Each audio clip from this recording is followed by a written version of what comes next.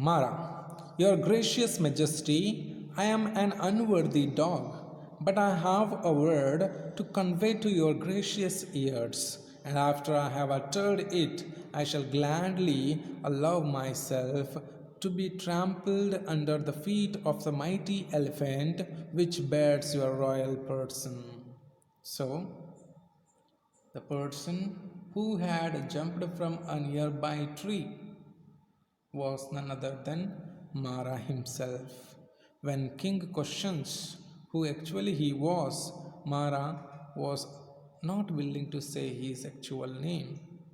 He begins by saying, My lord, I am not at all an important person to tell my name, but for me, something is there to tell you. I need to convey something. And once I convey a message to you, if you consider the very message unimportant, not useful, then you can give me any punishment you want. See there, you can see the elephant, you can trample me under the feet of the elephants. I am ready to face that. Like this, Mara says. ಯಾವಾಗ ಆ ವ್ಯಕ್ತಿಯನ್ನು ಯಾರಪ್ಪ ನೀನು ಎಲ್ಲಿಂದ ಬಂದೆ ಅಂತೇಳಿ ರಾಜ ಕೇಳ್ತಾನೋ ಆವಾಗ ಮಾರ ಹೇಳ್ತಾನೆ, your gracious majesty, I am an unworthy dog. ಮಹಾಪ್ರಭುಗಳೇ, ನಾನು ಒಬ್ಬ ಉಪಯೋಗವಿಲ್ಲದಂತಹ ವ್ಯಕ್ತಿ. ನನ್ನ ಹೆಸರನ್ನು ಹೇಳೋದು ಈಗ ಅಷ್ಟೇನು ಮುಖ್ಯ ಅಲ್ಲ. But I have a word to convey to your gracious ears. ಆದರೆ ನಾನು ಒಂದು ಮುಖ್ಯವಾದ ವಿಚಾರವನ್ನು ನಿಮಗೆ ಹೇಳಬೇಕಾಗುವುದಿದೆ. And after I have uttered it, I shall gladly allow myself to be trampled under the feet of the mighty elephant which bears your royal person. ಒಂದು ಬಾರಿ ನಾನು ಆ ಮುಖ್ಯವಾದ ವಿಚಾರವನ್ನು ನಿಮ್ಮ ಮುಂದೆ ಹೇಳಿದಾಗ ನಿಮಗೇನು ಅಷ್ಟೇನು ಅದು ಉಪಯೋಗವಿಲ್ಲದ್ದು ಅಂತೇಳಿ ಅನಿಸಿದರೆ ನೀವು ಆವಾಗ ನನಗೆ ಶಿಕ್ಷೆಯನ್ನು ಕೊಡಬಹುದು. ನಾನು ಮುಕ್ತ ಮನಸ್ಸಿನಿಂದ ಆ ಶಿಕ್ಷೆಯನ್ನು ಪಡೀಲಿಕ್ಕೆ ಒಪ್ಕೊಳ್ತೇನೆ. ಇಲ್ಲಿ ಕಾಣ್ತಾ ಇದೆಯಲ್ಲ ಆನೆ, ಆ ಆನೆಯ ಕೆಳಗೆ ನನ್ನನ್ನು ತುಳಿಸ್ಬೋದು, ಎಲ್ಲದಕ್ಕೂ ನಾನು ತಯಾರಿದ್ದೇನೆ ಅಂಥೇಳಿ ಮಾರ ಹೇಳ್ತಾನೆ. ಅದಕ್ಕೆ ರಾಜ, where were you all the time in the tree? ರಾಜ ಕೇಳ್ತಾನೆ, ಎಲ್ಲಿದ್ದೆ ನೀನು ಇಷ್ಟು ದಿವಸ? ಈ ಮರದಲ್ಲ? ಅದಕ್ಕೆ ಮಾರ, Yes, your majesty, I was there since the cock crew this morning. I knew the royal passage lay here. ಮಾರ ಹೇಳ್ತಾನೆ, ಹೌದು, ಬೆಳಗ್ಗೆ 4:45 ನಾನು ಈ ಮರದ ಮೇಲೆ ಕುಳಿತಿದ್ದೆ. ರಾಜರು ಈ ದಾರಿಯ ಮುಖಾಂತರವೇ ಹೋಗುತ್ತಾರೆ ಅಂತಂತೇಳಿ ಕಾಯ್ತಾ ಇದ್ದೆ ಅಂಥೇಳಿ ಮಾರ ಹೇಳ್ತಾನೆ. King, waiting in a tree, you could have asked for an audience. ಅದಕ್ಕೆ ರಾಜ ಹೇಳ್ತಾನೆ, ಗಿಡದಲ್ಲಿ ಯಾಕೆ ಕಾಯ್ತಾ ಇದ್ದೆ?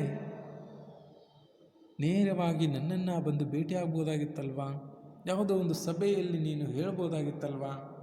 ಖುದ್ದಾಗಿ ಭೇಟಿ ಆಗ್ಬೋದಾಗಿತ್ತಲ್ವಾ ಅಂತೇಳಿ ಪ್ರಶ್ನೆ ಮಾಡ್ತಾನೆ.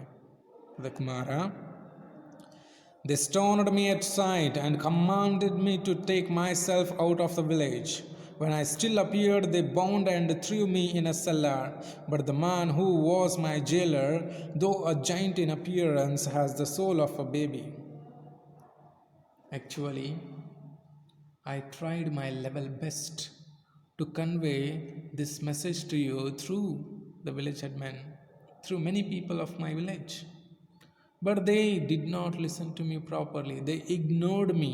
And when I continued saying again and again, they started giving me punishment. And they went to such a level that they kept me inside a jail or a cellar nearby a temple. But the person who was there to look after me, though he was looking like a giant, his mind or his soul was like a baby's soul, which means he was so innocent. He was soft-hearted. By listening to my story, he allowed me to come out of that cellar and hence I am here in front of you like this, Mara says. He let me go when he heard of my dream and the command of the goddess, and I slipped out unseen and climbed this tree, and hid myself in its leaves, waiting and praying for your majesty's gracious arrival. Since the person left me or allowed me to slip from the cellar, I came directly here and I just tried to be there on one of the branches of this tree so that no one could see me. And I waited for yours arrival. ಮಾರ ಹೇಳ್ತಾನೆ, ಯಾವಾಗ ರಾಜ ಯಾರೋ ಒಬ್ಬರಿಗೆ ತಿಳಿಸಿ ಕಳಿಸ್ಬೋದಾಗಿತ್ತು ವಿಷಯವನ್ನು, ಅಥವಾ ನನ್ನೆದುರಿಗೆ ಖುದ್ದಾಗಿ ಹೇಳ್ಬೋದಾಗಿತ್ತಲ್ವಾ ಅಂಥೇಳಿ ರಾಜ ಕೇಳಿದಾಗ ಮಾರ ಏನು ಹೇಳ್ತಾನೋ ಅಂದರೆ, ಈ ವಿಷಯವನ್ನು ನಾನು ಎಷ್ಟೋ ಬಾರಿ ನಮ್ಮ ಊರಿನ ಜನರಿಗೆ ಹೇಳಿದೆ. ದೆ ಸ್ಟೋನ್ಡ್ ಮೀ ಎಟ್ ಸೈಟ್. ಅವರು ಈ ವಿಷಯವನ್ನು ಕೇಳಿ ಕೇಳಿ ಕಂಡಲ್ಲೆಲ್ಲ ಕಲ್ಲನ್ನು ಹೊಡೆಯಲಿಕ್ಕೆ ಪ್ರಾರಂಭ ಮಾಡಿದರು. And commanded me to take myself out of the villages. ನನ್ನನ್ನು ಹಳ್ಳಿಯಿಂದ ದೂರ ಹೋಗುವಂತೆ ಆಜ್ಞೆ ಮಾಡಿದರು. When I still appeared they bound and threw me in a cellar. ಪದೇ ಪದೇ ಮತ್ತೆ ನಾನು ಅವ್ರಿಗೆ ಭೇಟಿಯಾಗಿ ಈ ವಿಷಯದ ಬಗ್ಗೆ ಹೇಳಿದಾಗ ನನ್ನನ್ನು ಹತ್ತಿರದ ದೇವಾಲಯದ ಒಂದು ಕೋಣೆಯೊಳಗೆ ಹಾಕಿಬಿಟ್ರು. But the man who was my jailer, though a giant in appearance, has the soul of a baby. ಆದರೆ ಯಾವ ವ್ಯಕ್ತಿಯನ್ನು ನನ್ನನ್ನು ನೋಡ್ಕೊಳ್ಳಲಿಕ್ಕೆ ಇಟ್ಟಿದ್ರೋ ಆ ವ್ಯಕ್ತಿ ನೋಡಲಿಕ್ಕೆ ದಷ್ಟಪುಷ್ಟನಾಗಿದ್ದರೂ ಕೂಡ, ದೈತ್ಯನಾಗಿದ್ದರೂ ಕೂಡ ಅವನ ಮನಸ್ಸು ಮಗುವಿನ ಮನಸ್ಸಾಗಿತ್ತು. He let me go when he heard of my dream and the command of the goddess. ಯಾವಾಗ ನಾನು ಹೇಳಿದ ಕನಸಿನಲ್ಲಿ ಬಂದ ದೇವಿಯ ಆಜ್ಞೆಯನ್ನು ಹೇಳಿದ್ನು, ನನ್ನನ್ನು ಅಲ್ಲಿಂದ ಬಿಟ್ಟು ಹೋಗಲಿಕ್ಕೆ ಅನುಮತಿ ಕೊಟ್ಟ. And I slipped out unseen and climbed this tree and hid myself in its leaves, waiting and praying for your majesty's gracious arrival. ಒಂದು ಬಾರಿ ನಾನು ಆ ಕೋಣೆಯಿಂದ ಹೊರಗೆ ಬಂದಾಗ ನೇರವಾಗಿ ಈ ಮರಕ್ಕೆ ಬಂದೆ. ಮರದ ಒಂದು ಕೊಂಬೆಯಲ್ಲಿ ಕುಳಿತು ಎಲೆಗಳನ್ನು ಹೊದ್ದುಕೊಂಡು ಯಾರಿಗೂ ಕಾಣದಂತೆ ಕುಳಿತುಕೊಂಡೆ ನಿಮ್ಮ ಬರುವಿಕೆಗಾಗಿ ಅಂಥೇಳಿ ಮಾರ ಹೇಳ್ತಾನೆ. ಅದಕ್ಕೆ ರಾಜ, ವಾಟ್ ಡು ಯು ವಾಂಟ್? ನಿನಗೆ ಬೇಕಾಗಿದ್ದು ಏನು? ಅದಕ್ಕೆ Mara, now listen to me most high, where your majesty now stands is a secret spot. ಈಗ ಕೇಳಿ ಮಹಾಪ್ರಭುಗಳೇ, ನೀವು ನಿಲ್ತಿದ್ದೀರಲ್ವಾ, ಅದು ಒಂದು ಪವಿತ್ರ ಸ್ಥಳ. There once stood the great Hanuman on the day Lakshmana was wounded in the battlefield at Lanka and lay in a dead faint. ಒಂದಾನೊಂದು ಕಾಲದೊಳಗೆ ಹನುಮಂತನು ಇಲ್ಲಿಯೇ ಬಂದು ನಿಂತಿದ್ದ, ಯಾವಾಗ ಲಕ್ಷ್ಮಣ ರಾವಣನ ನಡುವೆ ಯುದ್ಧ ಆದಾಗ ಮೂರ್ಛೆ ಹೋಗಿದ್ನು. Guided by omens, Hanuman came here and then he went up the mountain in whose shadow your majesty is resting now.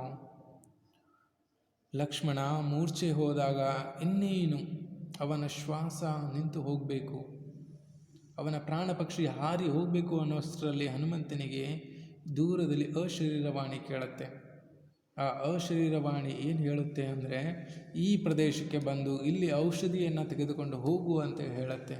ಆವಾಗ ಅಲ್ಲಿಂದ ಲಂಕೆಯಿಂದ ನೇರವಾಗಿ ನೀವು ನಿಂತಿದ್ದೀರಲ್ವಾ, ಅಲ್ಲಿಯೇ ಬಂದು ನಿಂತಿದ್ದ. There on its crest he found Sanjeevani. ಅಲ್ಲಿ ಕಾಣ್ತಾ ಇದೆಯಲ್ಲ ಆ ಪರ್ವತ, ಆ ಪರ್ವತದ ಮೇಲ್ತುದಿಯ ಮೇಲೆ ಆ ಹನುಮಂತನಿಗೆ ಸಂಜೀವನಿ ಸಿಕ್ತು.